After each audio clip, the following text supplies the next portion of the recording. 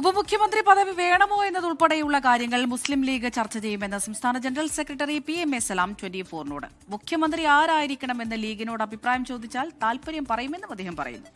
ജനത്തെ ഭിന്നിപ്പിച്ച് ശത്രുക്കളാക്കി മാറ്റി വോട്ട് നേടാൻ സർക്കാർ വെള്ളാപ്പള്ളിയെ ഉപയോഗിച്ചെന്നും PMA സലാം പറഞ്ഞു. മുസ്ലിം ലീഗിന്റെ സംസ്ഥാന ജനറൽ സെക്രട്ടറി PMA സലാം 24-നൊപ്പം ചേരുകയാണ്. പറഞ്ഞതുപോലെ തന്നെ സംഭവിച്ചു. 100-ലധികം സീറ്റ് ലീഗ് 20-ലധികം സീറ്റ് 22-ലേക്കൊക്കെ എത്തി നിൽക്കുകയാണ്. അത് തെരഞ്ഞെടുപ്പിന്റെ ആദ്യഘട്ടത്തിൽ അത് പറഞ്ഞിരുന്നെങ്കിലും പിന്നീട് 80+ എന്നൊക്കെ പറഞ്ഞിരുന്നു. ഇത് പ്രതീക്ഷിച്ചിരുന്നു ഈ രീതിയിലുള്ളൊരു വിജയം?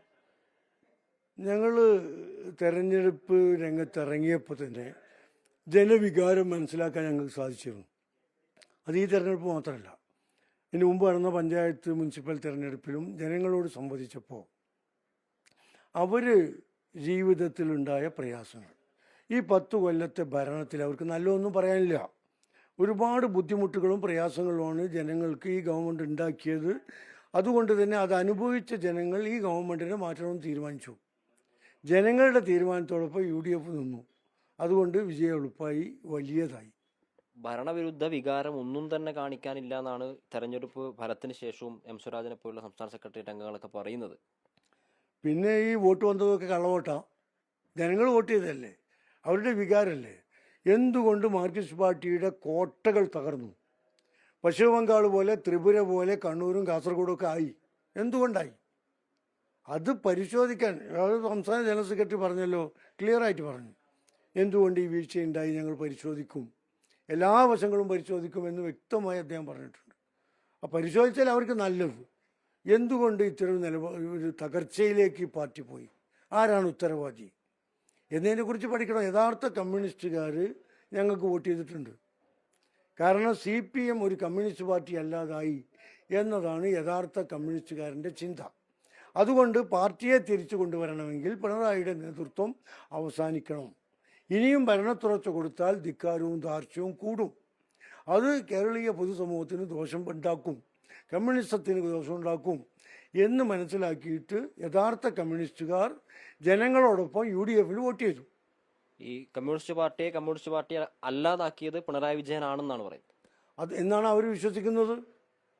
ഭരണം കിട്ടിയതിന് ശേഷം ഉണ്ടായ ഓരോ നിലപാടുകളും, ഓരോ തീരുമാനങ്ങളും, വികസനത്തിൻ്റെ പേരിൽ ഇവിടെ കൊണ്ടുവന്ന ഓരോ അഴിമതിയും ജനങ്ങൾ നന്നായി പഠിച്ചിട്ടുണ്ട്. ഖജനാവ് എന്തുകൊണ്ട് കാലിയായി, വികസനങ്ങൾ നടക്കാതെ എന്നതും ജനങ്ങൾ മനസ്സിലാക്കി. അതൊക്കെ കൊണ്ട് ജനങ്ങൾ പ്രതികരിച്ചു. ഖജനാവ് കാലിയാണെന്ന് പറയുമ്പോൾ വലിയൊരു ഉത്തരവാദിത്തമാണ് മുന്നിൽ വന്ന് നിൽക്കുന്നത്. നമ്മൾ നേരത്തെ പറഞ്ഞ ഒരുപാട് വിഷയങ്ങളുണ്ട്. ടൗൺഷിപ്പ് ഉൾപ്പെടെയുള്ള വിഷയങ്ങളിൽ സർക്കാരിനെതിരെ പറഞ്ഞിരുന്നു. അതൊക്കെ ഒരു വെല്ലുവിളിയാവുമോ? തീർച്ചയായും ഞങ്ങളത് ആ വെല്ലുവിളി ഏറ്റെടുക്കും.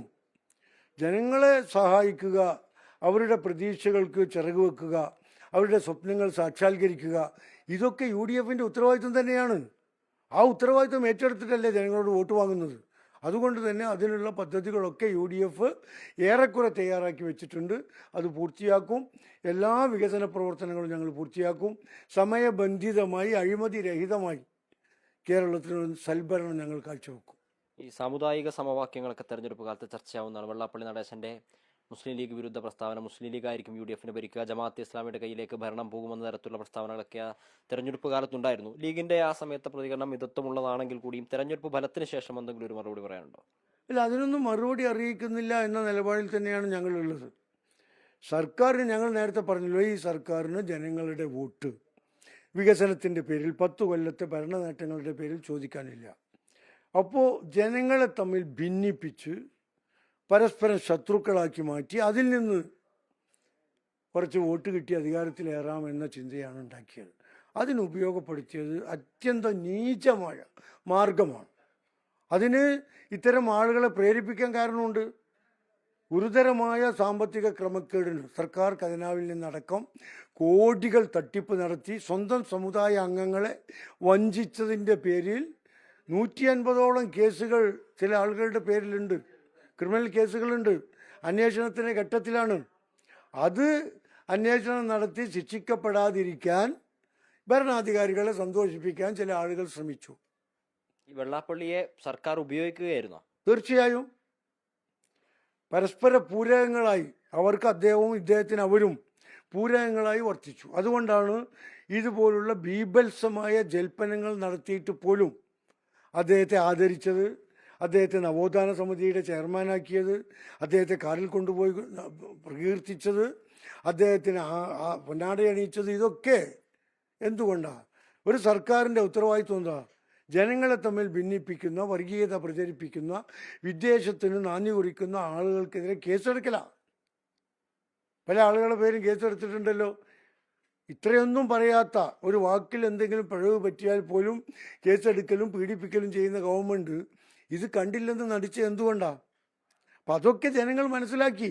ഇദ്ദേഹം തുടർച്ചയായി ഇത് പറഞ്ഞുകൊണ്ടിരുന്നാൽ അടുത്ത തെരഞ്ഞെടുപ്പിൽ 140 സീറ്റ് UDF കിട്ടും. ലീഗിന് അനുകൂലമാവുന്ന ഒരു ഘടകം ഈ സർക്കാർ വിരുദ്ധത അനുകൂലമായി എന്ന് പറയുമ്പോഴും മറ്റെന്തെങ്കിലുമൊക്കെ ഈ സമസ്തയുടെ 100ാം വാർഷികവുമായി ബന്ധപ്പെട്ട യാത്രകളൊക്കെ കേരളത്തിൽ നടക്കുന്ന സമയത്ത് AP വിഭാഗത്തിന്റെ കൂടെയൊക്കെ മുസ്ലിം ലീഗ് നേതാക്കൾ പതിവിലും വിപരീതമായി കൂടുതൽ പോകുന്ന സാഹചര്യങ്ങളൊക്കെ ഉണ്ടായിരുന്നു. 2 സമസ്തകളും ഇത്തവണ മുസ്ലിം ലീഗിന്റെ കൂടെ നിന്നു എന്ന് പറയാൻ വേണ്ടി പറ്റും? അല്ല, അതിലേക്കൊന്നും ഞാൻ പോകുന്നില്ല. കേരളത്തിലെ ജനങ്ങൾ മത, ജാതി, സംഘടനാ ചിന്തകൾക്കപ്പുറത്ത് രാഷ്ട്രീയമായി ചിന്തിച്ചു. കേരളത്തിൻ്റെ സാമൂഹിക അന്തരീക്ഷത്തെക്കുറിച്ച് പഠിച്ചു. ഈ ഭരണം പോകേണ്ടത് അനിവാര്യമാണെന്ന് മനസ്സിലാക്കി. അങ്ങനെ ജനങ്ങൾ വോട്ട് ചെയ്തതാണ്. അതിലേതെങ്കിലും ഒരു സംഘടനക്കോ ഏതെങ്കിലും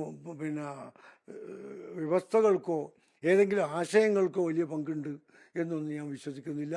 രാഷ്ട്രീയം ആണ് തെരഞ്ഞെടുപ്പ്. അതിൽ എല്ലാ സംഘടനയിലും പെട്ട, എല്ലാ മതസംഘടനയിലും പെട്ട, എല്ലാ സാംസ്കാരിക സംഘടനയിലും പെട്ട, എല്ലാ വിദ്യാഭ്യാസ സംഘടനയിലും പെട്ട ആളുകൾ വോട്ട് ചെയ്തതാണ്. അതുകൊണ്ടാണ് ജയിച്ചത്. മഞ്ചേശ്വരത്ത് വലിയ ഭൂരിപക്ഷം AK മഷറഫിനുണ്ടായിട്ടുണ്ട്. SDP അവിടെ സ്ഥാനാർത്ഥിയെ നിർത്തിയ സമയത്ത് ലീഗിന്റെ നേതാക്കൾ തങ്ങളെ ബന്ധപ്പെട്ടിരുന്നു എന്ന തരത്തിലുള്ള പ്രതികരണങ്ങൾ SDP നേതാക്കൾ നടത്തിയിരുന്നു. യഥാർത്ഥത്തിൽ ഈ മഞ്ചേശ്വരത്തു നിന്ന് SDP സ്ഥാനാർത്ഥിയെ പിൻവലിച്ചത് ലീഗിന് ഗുണമായിരുന്നു. അത്തരത്തിലുള്ള ചർച്ച നടത്തിയിരുന്നു. SDP ഒരു സഹായം അവിടെ ലഭിച്ചു എന്ന് തോന്നുന്നുണ്ട്. അവിടെ 2000 വോട്ടാണ് SDP-ക്കുള്ളത്. ആ 2000 വോട്ടുള്ള മണ്ഡലത്തിൽ 2ാം സ്ഥാനത്ത് BJP ഉള്ള ഒരു മണ്ഡലത്തിൽ അവർ സ്ഥാനാർത്ഥിയെ നിർത്തുകയാണ്. കഴിഞ്ഞ തവണ മത്സരിച്ചിട്ട് 8000 വോട്ടാണ് വേങ്ങര അവർക്ക് കിട്ടിയത്. അവിടെ സ്ഥാനാർത്ഥിയെ നിർത്താതിരിക്കുക ചെയ്തത്. അത് എന്തുകൊണ്ടാണ് എന്ന് മനസ്സിലാക്കാൻ കേരളീയ സമൂഹത്തിന് സാധിച്ചു. അതിൽ വ്യാപകമായ വിവാദങ്ങളുണ്ടായി. ഏതായിരുന്നാലും ഇപ്പം ഞങ്ങൾ ജയിച്ചത് 10,000-ലധികം വോട്ടുകൾക്കാണ്. 20,000-ലധികം വോട്ടുകൾക്കാണ്. അത് ഏതെങ്കിലും ഇതുപോലുള്ള സംഘടനകളുടെ പിന്തുണ കൊണ്ടല്ല എന്ന് ഉറപ്പല്ലേ? SDP-യുടെ വോട്ടൊന്നും അവിടെ കിട്ടിയിട്ടില്ല. അല്ല, അവരങ്ങനെ LDF-ന്റെ കൂടെ പ്രഖ്യാപിച്ച, LDF-ന് പിന്തുണ പ്രഖ്യാപിച്ച ഒരു സംഘടനയാണല്ലോ. ഈ SDP LDF-ന് പിന്തുണ പ്രഖ്യാപിച്ചത് UDF-ന് ഗുണമായിട്ടുണ്ടോ? തീർച്ചയായും ഉണ്ടായിട്ടുണ്ട്.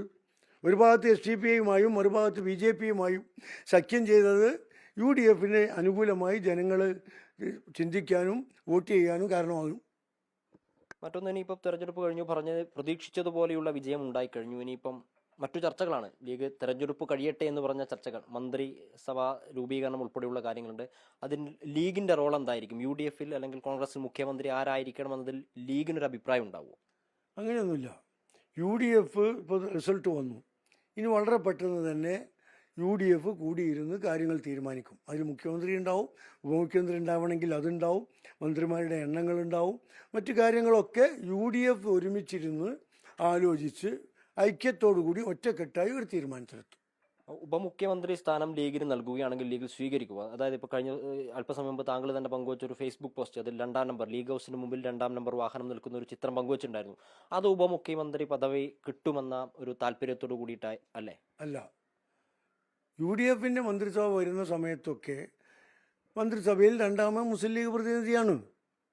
അത് ആവർത്തിക്കുന്നു എന്നേ അതിനർത്ഥമുള്ളൂ. മറ്റു കാര്യങ്ങൾ, ഉപമുഖ്യമന്ത്രി പദം അടക്കമുള്ള കാര്യങ്ങളൊക്കെ UDF-ൽ ചർച്ച ചെയ്തിട്ടാണ് തീരുമാനമെടുക്കുക. ആ തീരുമാനം ഉണ്ടാകുമ്പോഴേ അതിനെക്കുറിച്ച് പറയാൻ പറ്റൂ. ഈ മന്ത്രി പദവികൾ എണ്ണം സംബന്ധിച്ച കാര്യത്തിൽ എന്തെങ്കിലും മുൻ വർഷത്തെ ഉണ്ടാതിനെക്കാട്ടിൽ കൂടുതൽ സീറ്റുകളിൽ ലീഗ് വിജയിച്ചു വരുന്നു. ആ സാഹചര്യത്തിൽ കൂടുതൽ സീറ്റ് മന്ത്രി പദവികൾ ആവശ്യപ്പെടാനുള്ള സാധ്യതകൾ? അല്ല, അതൊക്കെ ആദ്യം പാർട്ടി ആലോചിക്കണം, പിന്നീട് UDF-ൽ പറയണം, എന്നിട്ട് UDF-ൽ തീരുമാനം വരണം. അത്രയേ ഉള്ളൂ. കഴിഞ്ഞ ദിവസങ്ങളിലൊക്കെ ഈ സോഷ്യൽ മീഡിയയിലും അല്ലാതെ UDF പ്രവർത്തകർ, കോൺഗ്രസ് പ്രവർത്തകരൊക്കെ ആരായിരിക്കണം മുഖ്യമന്ത്രി എന്നതിനെ സംബന്ധിച്ച തർക്കങ്ങൾ ഉണ്ടാവുന്നുണ്ട്. VD സതീശന്റെ പേര്, KC വേണുഗോപാലിന്റെ പേര്, രമേശ് ചെന്നിത്തലയുടെ പേരൊക്കെ വരുന്നുണ്ട്. അവിടെ ലീഗിനൊരു അഭിപ്രായം പറയേണ്ട സാഹചര്യം വന്നു കഴിഞ്ഞാൽ ആർക്കായിരിക്കും ഒരു മുൻഗണന ഉണ്ടാവുക? അല്ല, ലീഗിന് അഭിപ്രായം പറയേണ്ട സാഹചര്യം വന്നാൽ അപ്പോൾ ഞങ്ങൾ പറയും. ഇപ്പോൾ വന്നിട്ടില്ല, വന്നാൽ പറഞ്ഞാൽ മതിയല്ലോ. ലീഗിന്റെ ഉന്നതാധികാര സമിതിയോ സംസ്ഥാന ഭാരവാഹി യോഗമോ അടുത്ത ദിവസങ്ങളിൽ ചേരുന്നുണ്ട്. ചർച്ചകൾ നടന്നുകൊണ്ടേയിരിക്കും. ഇന്നും നേതാക്കന്മാരൊക്കെ പാണക്കാട്ടുണ്ടായിരുന്നു, നാളെയും ഉണ്ടാവും. ലീഗ് ഇത് സംബന്ധിച്ച് ചർച്ച ചെയ്യേണ്ട വലിയ ഉത്തരവാദിത്തമല്ലേ ജനങ്ങളെ ഏൽപ്പിച്ചു തന്നിട്ടുള്ളത്. അത് ഭംഗിയായി നിർവഹിക്കാൻ എന്ത് ചെയ്യണമെന്നതിനെക്കുറിച്ച് ഗൗരവമായി ചർച്ച ചെയ്യണം. തങ്ങളെല്ലാ നേതാക്കന്മാരെയും കണ്ട് ചർച്ച ചെയ്യുന്നുണ്ട്, ആരംഭിച്ചു കഴിഞ്ഞു. അതിൽ ഈ വിഷയങ്ങളൊക്കെ ആയിരിക്കും സ്വാഭാവികമായിട്ട് ചർച്ചയിൽ ഉണ്ടാവുക. ഉപമുഖ്യമന്ത്രി പദവി അല്ലെങ്കിൽ എത്ര മന്ത്രി സ്ഥാനങ്ങളുടെ എണ്ണം, ഈ വിഷയങ്ങളൊക്കെ ചർച്ചയാവും. ഇല്ല, അതിൽ പ്രധാനമായ ചർച്ച നമ്മൾ ജനങ്ങൾക്ക് നൽകിയ വാഗ്ദാനങ്ങളുണ്ട്, അത് സാക്ഷാത്കരിക്കാൻ എന്ത് ചെയ്യണമെന്നതിനെക്കുറിച്ച് ഗൗരവമായ ചർച്ച നടക്കും. കൂട്ടത്തിൽ ഭരണ നിർവഹണ രംഗത്ത് സ്വീകരിക്കേണ്ടുന്ന നിലപാടുകളും അഭിപ്രായങ്ങളും ഒക്കെ ചർച്ച ചെയ്യും. നേരത്തെ ഉപമുഖ്യമന്ത്രി പദവി എന്നുള്ളൊരു ആലങ്കാരിക പദമാണ് എന്ന രീതിയിലുള്ള പരാമർശങ്ങൾ പി.കെ. കുഞ്ഞാലിക്കുട്ടി സാഹിബ് ഉൾപ്പെടെയുള്ള ആളുകൾ നടത്തിയിരുന്നു. പക്ഷേ UDF പറയുകയാണെങ്കിൽ ഉപമുഖ്യമന്ത്രി പദവി സ്ഥാനം മുസ്ലിം ലീഗ് സ്വീകരിക്കുമെന്ന് തന്നെയല്ലേ? അല്ല, അത് പറയുമ്പോഴല്ലേ ഞങ്ങൾക്ക് മറുപടി പറയാൻ പറ്റുള്ളൂ. ഇതുവരെ പറഞ്ഞിട്ടില്ലല്ലോ. പറയുമ്പോൾ അത് സംബന്ധിച്ച് ലീഗിൻ്റെ അഭിപ്രായം ഞങ്ങൾ പറയും. അതിനു മുമ്പ് ഞങ്ങൾ പാർട്ടി ഒന്ന് ആലോചിക്കും. മറ്റൊന്ന്, BJP കേരളത്തിൽ 3 അക്കൗണ്ടുകൾ ഓപ്പൺ ആക്കിയിരിക്കുകയാണ്. കഴിഞ്ഞ തവണ 2016 നിയമത്ത് തുറന്നു, അത് 2021 പൂട്ടി. ഇപ്പോൾ വീണ്ടും 3 സീറ്റുകളിലേക്ക് അവർ വിജയിച്ചു വരുന്നു. മറ്റൊരുപാട് മണ്ഡലങ്ങളിൽ മികച്ച പ്രകടനം കാഴ്ചവെക്കുന്ന ഒരു സാഹചര്യമൊക്കെ ഉണ്ട്. അതിനെ ഏത് രീതിയിലാണ് വിലയിരുത്തുന്നത്? കേരളം മതനിരപേക്ഷ ചിന്താഗതിക്കാരുടെ വിളനിലമാണ്. ഈ സമാധാനവും ശാന്തിയും ആഗ്രഹിച്ച് പരസ്പര സ്നേഹത്തോടു കൂടി ജീവിക്കുന്ന മനുഷ്യരെ രണ്ടു തട്ടിലാക്കാനോ അല്ലെങ്കിൽ അതിനെ ഭിന്നിപ്പിക്കാനുള്ള ശ്രമങ്ങളെ കേരളം അംഗീകരിക്കുന്നില്ല. അപകടകരമായ അത്തരമൊരു സാഹചര്യം കേരളത്തിൽ ഉണ്ടാകാതിരിക്കാൻ എല്ലാ മതനിരപേക്ഷ വിശ്വാസികളും ഒറ്റക്കെട്ടായി നിന്ന് പ്രവർത്തിക്കണം. ഇവിടെ ഇന്ത്യ മുന്നണിയിൽ ഭിന്നിപ്പുണ്ടായത് കൊണ്ടാണ് അവർ വന്നത്. ആ ഇന്ത്യ മുന്നണിക്ക് നേതൃത്വം നൽകുന്നത് കോൺഗ്രസ്സാണ്. ആ കോൺഗ്രസിൻ്റെ സ്ഥാനാർത്ഥികളെ പരാജയപ്പെടുത്താൻ CPM ശ്രമിച്ചത് കൊണ്ടാണ് ഇത്തരമൊരു സാഹചര്യം ഉണ്ടായത്. UDF അംഗമായിരിക്കുകയും ഇന്ത്യ മുന്നണിയിൽ അംഗമായിരിക്കുകയും ആ ഇന്ത്യ മുന്നണിയെ നയിക്കുന്ന കോൺഗ്രസിനെ കേരളത്തിൽ പരാജയപ്പെടുത്താൻ ശ്രമിക്കുകയും ചെയ്യുന്ന രീതി CPM സ്വീകരിച്ചതുകൊണ്ടാണ് ഇത്തരമൊരു സാഹചര്യം ഉണ്ടായത്. മുഖ്യമന്ത്രിയുടെ ഭൂരിപക്ഷം ശ്രദ്ധിച്ചിരുന്നു. 50,000 ആയിരുന്നു കഴിഞ്ഞ തവണ. അപ്പോൾ 10,000-നും 20,000-ത്തിനൊക്കെ ഇടയിൽ വന്ന് നിൽക്കുകയാണ്. മുഖ്യമന്ത്രിക്കെതിരെയുള്ള ഒരു വികാരമായിരുന്നു ഈ തെരഞ്ഞെടുപ്പിൽ എമ്പാടും പ്രതിഫലിച്ചത്. തീർച്ചയായും ഭരണവിരുദ്ധ വികാരം എന്ന് പറയുന്നത് മുഖ്യമന്ത്രിയുടെ ശൈലിയോടുള്ള എതിർപ്പാണ്. അതാണ് ഉണ്ടായത്. അദ്ദേഹം ഇപ്പോൾ ആദ്യത്തെ 6 റൗണ്ട് എണ്ണിയപ്പോഴും അദ്ദേഹം പിറകിലാണ്. കേരളത്തിലെ ഒരു ഇടതുപക്ഷ മുഖ്യമന്ത്രിക്കും അനുഭവപ്പെടാത്ത ഒരു ദുര്യോഗമാണ് ഈ മുഖ്യമന്ത്രിക്ക് ഉണ്ടായത്. സത്യത്തിൽ അദ്ദേഹമാണ് പരാജയപ്പെട്ടത്. UDF യോഗം ചേരുന്ന തീയതി സംബന്ധിച്ച് എന്തെങ്കിലും തീരുമാനമായിട്ടുണ്ടോ? ഇല്ല, ഇന്നോ നാളെയൊക്കെ ആയിട്ട് തീരുമാനമാവും.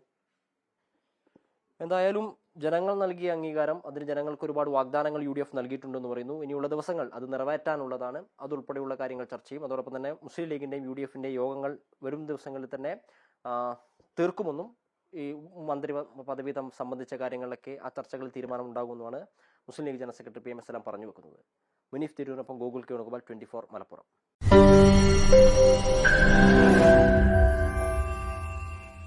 ലോകത്തെവിടെയായാലും ഏത് സമയത്തും 24 വാർത്തകളും ഓഗ്മെന്റഡ് റിയാലിറ്റി പാക്കേജുകളും എക്സ്പ്ലെയിനറുകളും വിശദമായി കാണാൻ ഞങ്ങളുടെ YouTube ചാനൽ നിങ്ങൾക്ക് സബ്സ്ക്രൈബ് ചെയ്യാം.